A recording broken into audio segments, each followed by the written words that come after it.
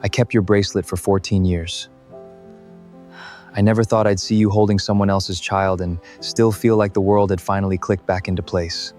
14 years ago, on the last warm night of a summer that neither of them would ever fully explain to anyone else, a 16-year-old boy named Niko Bilen stood on a rented dock in Montenegro and watched a girl skip stones across Blackwater like she was trying to wake something up underneath it. Her name was Elira. She was visiting with her grandmother for 3 weeks. He was visiting because his father owned half the coastline and didn't trust anyone else to watch it. Neither of them knew yet what the other one's family really was. They had 9 days together, 9 days of stolen bicycles, of arguing about whether the moon was closer in winter, of Elira drawing blueprints for a bridge she swore she'd build one day because she hated waiting for ferries. On the last night, she'd taken the thin copper bracelet off her own wrist, a something her late father had made for her, the only thing of his she had and pressed it into Niko's palm. "So you don't forget the only person who ever beat you at chess," she'd said. He never did forget. He also never told her that 2 weeks after she left, his father was found dead in a car that had been wired to never start again, and that the empire she didn't know existed had folded itself around Niko like a coffin lid closing. By 18, he wasn't the boy who lost chess games on purpose to make a girl laugh. He was Niko Bilen, head of the only organization on the Adriatic coast that the police were afraid to investigate. He kept the bracelet anyway. He told himself it didn't mean anything. He told himself that for 14 years. The Larkham estate sat on a cliff outside Dubrovnik, and tonight it was lit up like something out of a dream nobody had asked for. White lanterns swung between the olive trees. A string quartet fought valiantly against the wind. 300 of the wealthiest people on 2 continents stood around drinking champagne they would not remember the taste of by morning, while a small army of men in dark suits stood very still at the edges of the property, watching everything and pretending to watch nothing. Niko hated these parties. He attended them anyway, the way a man checks a wound he knows won't heal out of habit, and a small, useless hope that this time it might be different. He stood near the railing at the edge of the terrace, a glass of water in his hand because he had stopped drinking the year his mother did instead, and looked out at the dark water below the cliff. It moved the same way it had moved 14 years ago. Some things didn't have the decency to change. His phone buzzed. He didn't look at the screen before answering. "Are you brooding by water again?" said his Aunt Vesna, the only person alive who still spoke to him like he was 12. "I can feel it through the phone. I'm observing the perimeter. You're sulking with excellent posture. There's a difference." A pause, the particular pause that meant she was about to say something he wouldn't want to hear. "I had a feeling about tonight, Niko, the kind I don't usually get wrong. Keep your eyes open." She hung up before he could ask what that meant. She always did. He slid the phone back into his jacket and turned to walk back toward the lights. And that was when the entire party seemed to lower its volume by half, the way a room does right before something happens to it. She was standing near the fire pit at the edge of the lawn, in a pale green dress that the wind kept pulling gently against her, one hand resting low and protective over the unmistakable curve of her stomach. Her hair was different, shorter, swept back from her face. But the face underneath it hadn't changed in any way that mattered. The same sharp, clever eyes, the same mouth that used to argue with him about the moon. Elira's. Niko didn't remember deciding to walk toward her. His legs simply did it, the way water finds the lowest point without being told to. She turned before he reached her, as if she felt him coming the same way he'd felt her, and for one full second neither of them said anything at all. There was no slow dawning of recognition. No double take, no polite confusion. She knew him instantly. He watched it happen behind her eyes, watched 14 years collapse into nothing, and he knew, with the same certainty that she knew exactly who he'd become. "You're real," she said finally very quietly, like she was testing whether the sentence would hold weight. "I kept asking myself the same thing about you for 14 years. Niko said, "I think I lost that argument a long time ago." A short, disbelieving laugh escaped her, the kind that comes out half pain and half relief. Her hand moved unconsciously to her stomach, and Niko's eyes followed it before he could stop them. Something in her face shuddered slightly. Not embarrassment. Grief, carefully managed. "Yes," she said before he could ask anything at all. "I'm pregnant, 8 months. My husband died 6 months ago." Her voice didn't shake when she said it, which told him she had said it many times already to many people and had built a wall specifically for the saying of it. Car accident. Different country, similar story to your father's, If the tabloids ever got that detail right. Niko felt the old, familiar tightening in his chest. Not jealousy, not yet, just the particular ache of watching someone he'd once known carry grief he hadn't been there to share. "I'm sorry," he said, and meant it entirely. "I know what that kind of loss does to the inside of a person." "I know you do." Her eyes searched his face, openly now, cataloging the changes the way he'd been cataloging hers. "You're not the boy who used to lose at chess on purpose. I haven't lost a game on purpose since I was 16. A pause. "I haven't really let myself lose anything since I was 16.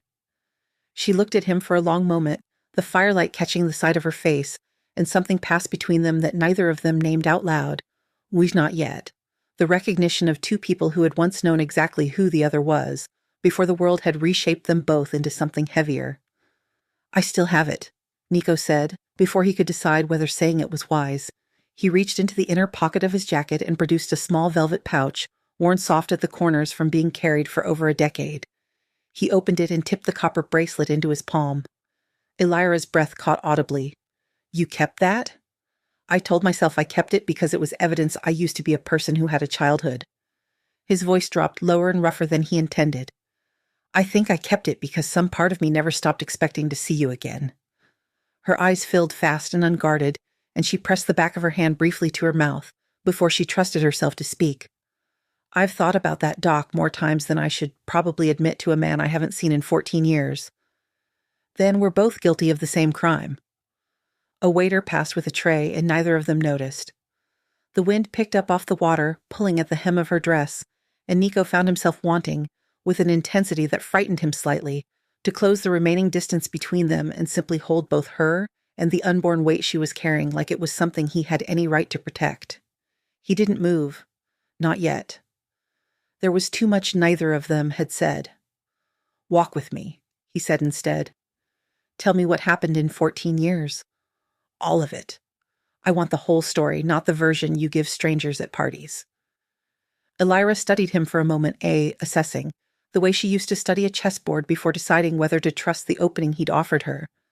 Then she nodded, slow and certain, and slipped her hand through the arm he offered. "It's a long story," she warned. "I have nothing but time," Niko said. "I've had nothing but time for 14 years. I was simply waiting for the right person to spend it with." They walked away from the noise of the party, down a stone path that curved along the edge of the cliff toward a smaller, quieter terrace overlooking the water. Niko had commandeered enough estates over the years to know exactly which corner of any property would be empty at any given hour, and this one a half circle of old stone benches under a fig tree, all was always empty during the toast. Elira lowered herself onto one of the benches with the careful, deliberate movements of a woman 8 months into carrying a child she clearly hadn't expected to be carrying alone. Niko sat beside her, close enough to feel the warmth radiating off her, far enough to not presume anything. "His name was Dorian," she said, without being asked, looking out at the water instead of at Niko. "We met at university. He was kind. In the ordinary way, kind people are kind, He held doors. He remembered my coffee order. He never once raised his voice at me in 6 years of marriage." She paused. "I used to think that was enough.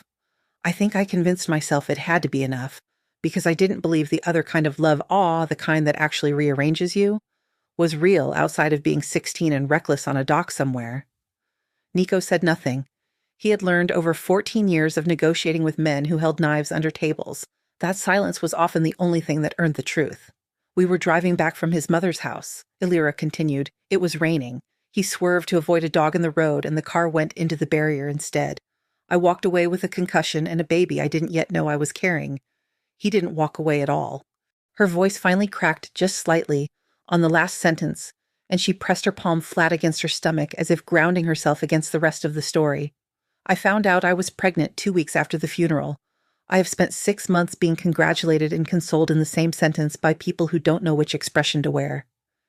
"You don't have to perform grief for me," Niko said quietly. "I know exactly what it looks like when someone is still walking around inside it." She turned to look at him then, really look, the way she used to look at him across a chessboard when she suspected he was hiding a better move than the one he'd shown her. "Tell me about your father," she said. "You never let yourself talk about it back then either. I assumed it was a teenage boy being a teenage boy about feelings. I don't think that's what it was." Niko exhaled slowly, the old weight settling back over his shoulders the way it always did when this particular door opened. 2 weeks after you left, someone wired his car to fail on the coastal road. He went off the same cliffs you can see from here if you walk far enough north. He kept his voice level, controlled to the voice he used in rooms where men were waiting to see if he would flinch. I was 17. I inherited an organization I hadn't been told existed, surrounded by men twice my age who were testing whether I would survive the year. I did. Most of them didn't, eventually, one way or another. You never told me what your family actually was. It wasn't an accusation. It was something gentler. An old wound being examined in better light. I didn't know how to. I was 16 and you were the first thing in my life that didn't already belong to my father's business. I wasn't going to hand you over to it voluntarily. He looked down at the bracelet still resting in his open palm, the copper gone soft and dark with age. I think, somewhere underneath everything else, I was protecting the only 9 days of my life that had never been part of an inheritance. Elira's eyes were wet again, and this time she didn't bother hiding it. I used to imagine you'd become a diplomat, she said, a small, watery laugh escaping despite herself. Or an architect. You used to draw better bridges than I did, and you'd never even admit it. I became something considerably less polite than either of those. A faint, humorless smile pulled at the corner of his mouth. Are you frightened of me now, knowing what I actually do? She considered the question with the same seriousness she'd once given a chess move. I should be, she said finally. Everyone else in that house tonight would tell me to be. But I watched you stop walking forward an hour ago because you saw a man's family was struggling to carry too many bags to their car, and you sent 2 of your own men to help them without being asked or thanked for it. I don't think I'm frightened of what you are, Niko. I think I'm frightened of how much I still want to know you, 6 months into being a widow, at a party I only came to because Dorian's sister insisted I needed to leave the apartment. The confession sat between them, heavy and honest, and for a moment neither of them moved to disturb it. I should also tell you, Elira added quieter now, that this isn't only complicated because of you. There are people in Dorian's family, his brother specifically, who have very strong opinions about what happens to his company and to this baby once she's born. I came tonight partly because his brother insisted, and I have spent the last hour actively trying to avoid him. Niko's expression sharpened, the warmth in his eyes giving way briefly to something colder and more assessing, the look of a man recalculating a threat. What kind of opinions? The kind that involve lawyers and custody language I don't fully understand yet, she said. Dorian's company is worth a great deal of money, and apparently a fatherless heir is worth contesting. She shook her head, exhaustion bleeding into her voice for the first time. I didn't come here tonight to talk about any of that. I came here to stand near water and feel less like a widow for one evening. And then I turned around, and you were standing there, and for the first time in 6 months, I forgot to feel like a widow at all. Niko reached over slowly and closed his hand gently around hers. Not pulling, not demanding, simply present. Then let tonight be that, he said. Whatever else is waiting for you tomorrow, I am not going to be the reason tonight feels heavier instead of lighter. She let out a breath that seemed to release something she'd been holding for longer than the 6 months she'd named. You always did know exactly which move to make, she murmured, even when we were 16 and you were only pretending to think about it. I wasn't pretending tonight, Niko said. I haven't had to think about a single thing I've said to you since you turned around by that fire pit. That hasn't happened to me in 14 years. A man's voice called out from somewhere back toward the main terrace. Oh, clipped, irritated, searching. Elira's spine went rigid instantly, her hand tightening around Niko's. That's him, she said quietly. That's Marco, Dorian's brother. Niko's thumb moved once, slow and steady across the back of her hand. Then let him find us, he said, his voice dropping into something low and entirely unhurried. I find I've stopped being the kind of man who avoids difficult conversations on other people's behalf.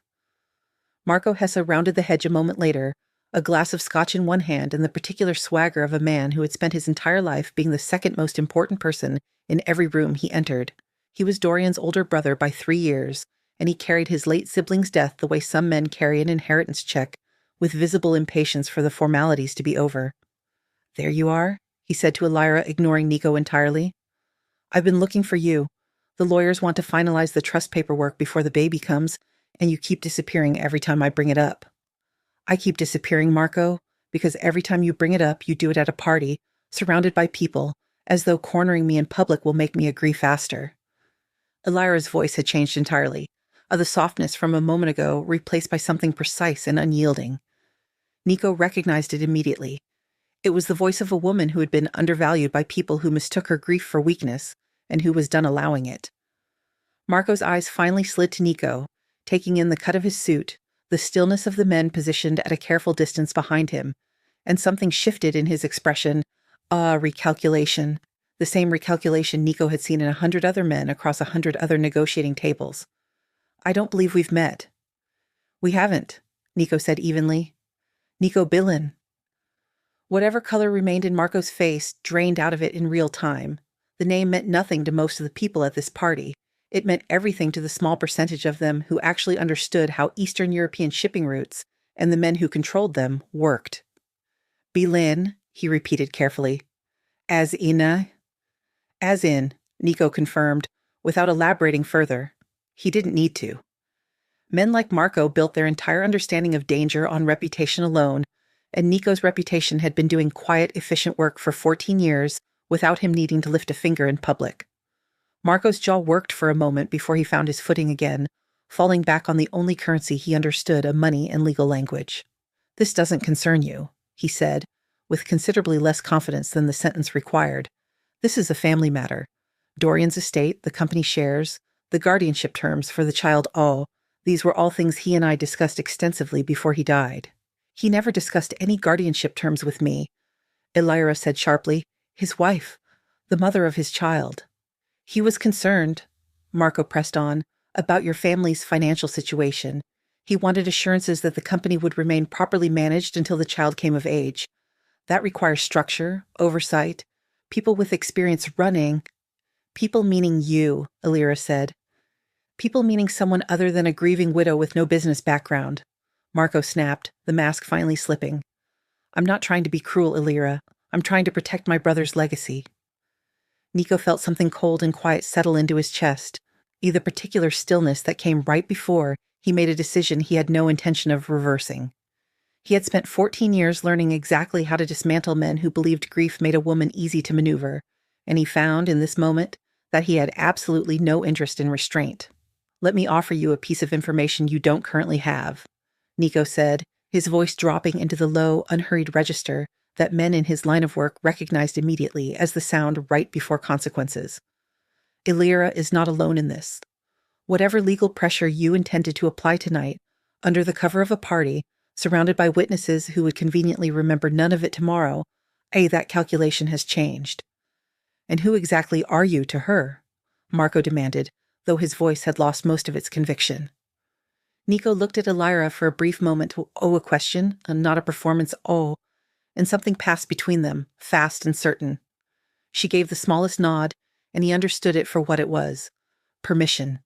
I knew her before either of us understood what our families actually were, Niko said, turning back to Marco. I have known her for 14 years longer than you have known how to pronounce my surname correctly, and I will be retaining counsel on her behalf tomorrow morning. A counsel considerably more thorough than whatever firm currently has Dorian's estate documents, because I have a particular interest in making certain that no one mistakes a grieving woman for an opportunity. Marco opened his mouth, then closed it again, visibly recalculating the entire shape of the evening. This is absurd, he managed finally. You can't simply insert yourself into I'm not inserting myself into anything, Niko said. I'm informing you of a fact that already exists. You may finalize whatever paperwork you'd like to draft. I would simply recommend having your own lawyers review it twice before sending it, because mine will be reviewing it 3 times, and they bill considerably more than is comfortable for people who lose. The silence that followed had a texture to it, the specific quiet of a man realizing, in real time, that the ground beneath an argument he thought he was winning had simply ceased to exist. Marco looked between the two of them once more, his jaw tight, and then turned and walked back toward the lights of the main terrace without another word, his scotch untouched. Elira exhaled slowly once he was gone, her shoulders dropping several inches as though she'd been holding them rigid for 6 straight months. You didn't have to do that, she said quietly, though there was no real protest in it. I know, Niko said. I wanted to. You realize what you just told him, what you implied, in front of however many witnesses overheard part of that. I'm aware of exactly what I implied. He turned to face her fully, the firelight from the distant pit catching the sharp lines of his face, softening nothing about the certainty in his expression. I meant every word of it, Elira. I am not interested in standing politely on the sidelines of your life for a second time. I did that once, at 16, because I didn't know how to do anything else. I'm 30 years old now. I know exactly how to protect the people who matter to me, and I have absolutely no intention of doing it from a distance this time. Her hand drifted to her stomach again, an unconscious gesture that had, in the last hour, become something Niko found himself watching, with a tenderness that startled him every time. This isn't just about me anymore, she said softly. There's a baby. My baby. She isn't yours to protect, Niko. No, he agreed. She isn't. Not yet. Not unless you decide at some point in your own time that you want her to be. He reached out and with a gentleness that felt entirely foreign to the rest of his life, brushed a strand of hair away from her face. I'm not asking you to decide anything tonight. I'm asking you to let me walk you back into that house instead of letting you walk back in alone. She let him walk her back. Not toward the noise of the main terrace, but along a quieter path that curved past the edge of the gardens, where the music thinned into something almost bearable and the night air smelled of fig leaves and salt. I need to tell you something, Elira said, slowing her steps, and I need you to actually hear it, not just respond to it the way you respond to everything else tonight, all like a problem you've already decided how to solve. Niko stopped walking and turned to face her fully, giving her his complete attention in a way that felt, to her, like being handed something rare. I'm listening. I am not the girl on that dock anymore, she said. I spent 6 years building a careful, ordinary life because I was terrified of exactly this of wanting something that could rearrange me the way you used to. And now I'm 30 years old, 8 months pregnant, recently widowed, and the first man who has made me feel like myself again in 6 months happens to run an organization that the European police are reportedly too frightened to investigate. A short, humorless laugh escaped her. If you're asking me to simply fall back into your arms tonight because the timing finally lined up, I need you to know that I can't do that. Not with everything else I'm carrying. I'm not asking you to fall into anything tonight, Niko said quietly. I told Marco what I told him because it was true, and because I refuse to let you face vultures alone while you're grieving a not, because I expect anything from you in return for it. I would have said the same thing to him even if you told me right now that you never wanted to see me again after tonight. Elira studied him for a long moment, searching his face for the performance she half expected to find there. She didn't find it. Why? She asked simply. Because I spent 14 years convincing myself that the 9 days I had with you on that dock were the only uncomplicated thing that had ever happened to me, Niko said. I built an empire instead of building a life. I have rooms full of men who would die following my orders, and not one person who would simply sit with me in silence because they wanted to, rather than because they were paid to. I am not telling you this to make you feel obligated to fix it. I am telling you because I think you're the only person who would understand exactly what that kind of loneliness costs a man, without needing it explained twice. Her eyes filled again, and this time she didn't try to stop it. Dorian was a good man, she said softly. I want you to know that. He didn't deserve what happened to him, and I loved him, in the way you love someone who makes your life calm and safe. But I don't think I ever loved him the way I think about that doc, even now. I used to feel guilty about that. I'm starting to think I don't have room left for that particular guilt anymore. You're allowed to have loved more than one person in your life, Elira. Grief doesn't require you to choose only one love to keep. She let out a breath that seemed to loosen something old and tightly wound in her chest. I don't know what this is, she admitted. I don't know what it can be, realistically, given everything, given who you are, given what's coming in 4 weeks, given Marco and his lawyers and 100 other complications I haven't even told you about yet. Then let's not decide tonight what it has to be, Niko said. Let me be useful to you instead. Let me handle Marco's lawyers properly, not as a performance for an audience, but because it's the right thing to do for you and for your daughter. Let me be a person you can call when the apartment feels too quiet at 3 a.m. I'm not asking for a future tonight. I'm asking for permission to be present in whatever comes next, on whatever terms you're willing to give me. A long silence stretched between them, filled only by the distant murmur of the party and the steady rhythm of the sea below the cliffs. Elira looked out at the water. The same water, in some essential way, that had carried her away from him 14 years ago. And then back at the man standing in front of her, who had clearly spent every one of those years becoming someone capable of building entire empires, and still hadn't learned how to stop caring about a girl from a dock. "There's a chess set in the library inside," she said finally, a small, watery smile breaking across her face. "Vesna mentioned it earlier. Apparently it's quite old." Niko's expression shifted, surprise giving way to something warmer. "Are you suggesting we play?" "I'm suggesting," Elira said, "that if you intend to be present in whatever this becomes, you should know up front that I no longer lose to handsome boys who pretend not to know what they're doing. I've had 14 years to improve." A real smile broke across Niko's face then, all unguarded, boyish in a way that 14 years of careful authority had nearly erased entirely. "I would be deeply disappointed," he said, offering her his arm again, "if you hadn't." They walked back toward the lights of the estate together, slower than before, in no particular hurry to arrive. Behind them, the sea continued exactly as it always had, indifferent to empires, indifferent to grief, entirely uninterested in how long it took two people to find their way back to a dock they had never quite managed to leave.